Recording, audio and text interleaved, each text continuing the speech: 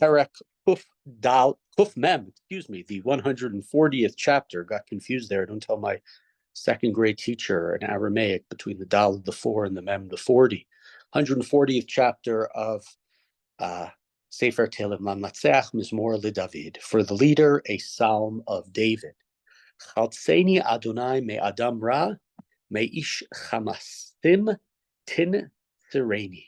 So a verse that we don't need to explain. Rescue me, O Lord, from evil men, from men of Hamas. Save me from those who are lawless. Asher chashvu ra'ot belev, kol yom yaguru milchamot, whose minds are full of evil schemes, who plot war every day. As I said, we don't need to explain. I'll just say somebody mentioned to me a couple of months back, Hamas was planning this for last Pesach, but it didn't work for this and that reason, so they did it on Simchas Torah. And my response was, they plan it for every day. And unfortunately, that was the day that it worked beyond their wildest dreams. And so that's who these people are. Everything is evil schemes. Everything is our plots. All they want is war. All they want is destruction. Shananu, we're in verse 4, Pasuk Daled. Shananu lishonam kimo nachash chamat achshuv tachat sifatemo sela. They sharpen their tongues like serpents.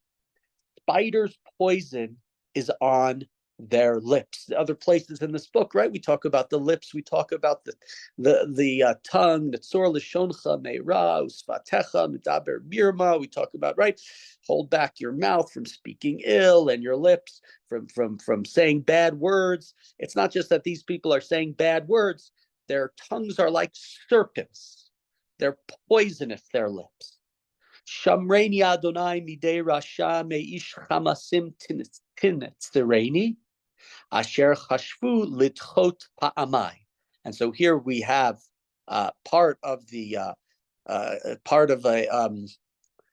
exactly the words of the earlier verse, right, where he says basically the same thing. Meish chamasim tinasreini. So keep me out of their clutches. Protect me, God, from the men of lawlessness who scheme in order to make me fall down, litchot, to push me down. Tamu geim, pachli, v'chavalim, parsu reshet liad magal, mokshim shatu lisela.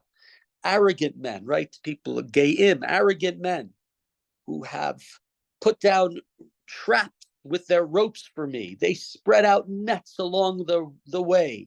More traps are all over the place. And then again, we have the word Selah. Doesn't mean, some say forever, is at the end of a section of the psalm, is at the end of some sort of probably sadder music that's played here. Amarti l'Adonai Eliata ha'azina Adonai kol tachanunai. I said to God, you are my Lord, you are my God. Listen, use your ear. Listen to my plea for mercy.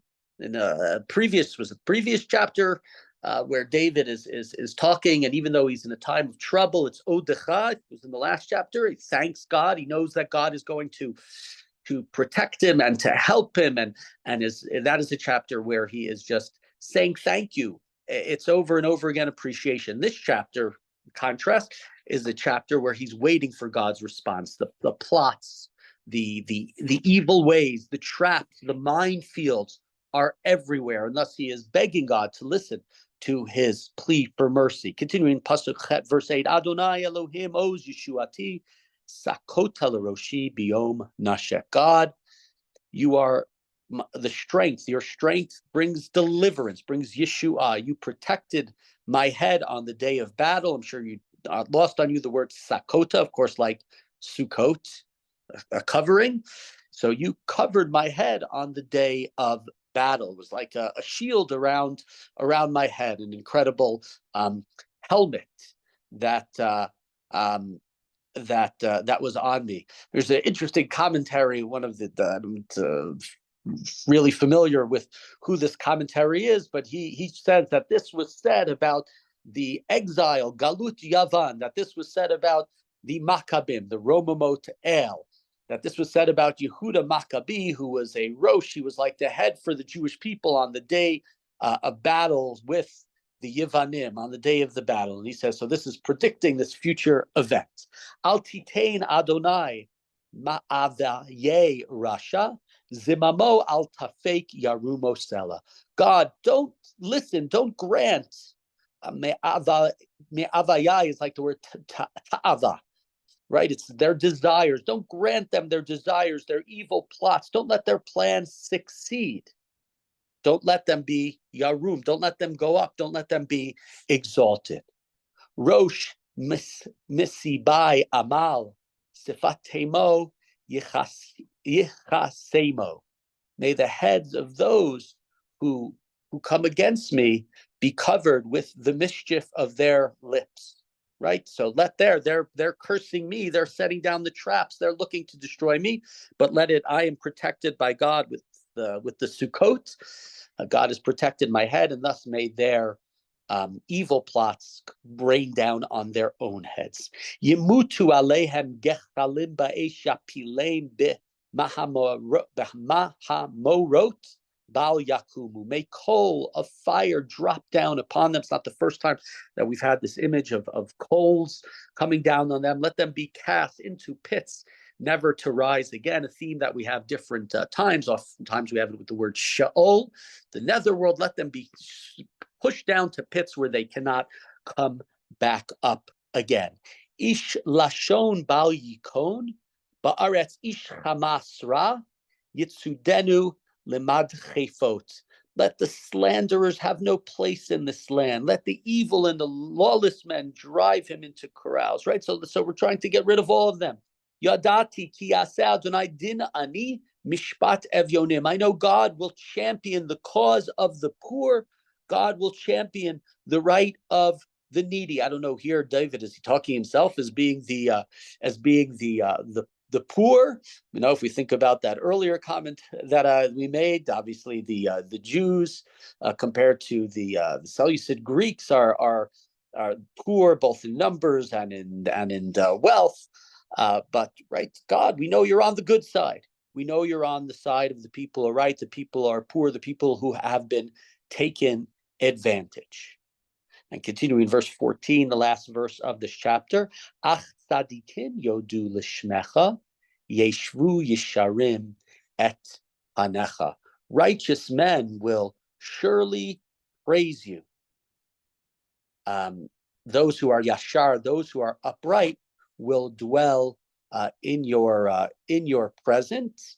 So this is a verse that's recited in different places. And it's a verse as opposed to, again, it's the contrast to the regular the after the many stays, the destruction of the wicked, we turn to God, that the righteous should be able to thank you, to thank your name, and the name of God. If we think about the name of God, Shemecha, we've said this different times. What does it mean, the name of God? It's not referring to a 4-letter name, 4-word, the 72-letter name of God. The idea of the name of God is the idea of the morality, the reputation of God, the equity and the kindness and the decency and the righteousness. Just like in Kaddish, when we say Yitkadav Yikadash Shmei Rabbah, we care about God's name, having the Yud and the Hey and the Vav and the Hey together. So what?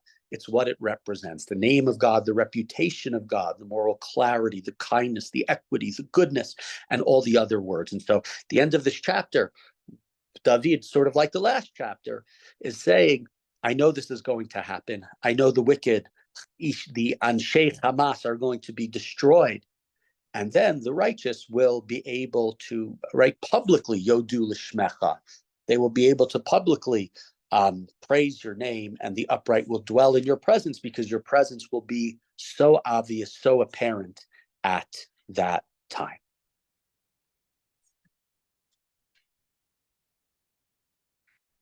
Sorry, press the wrong button. There's the button we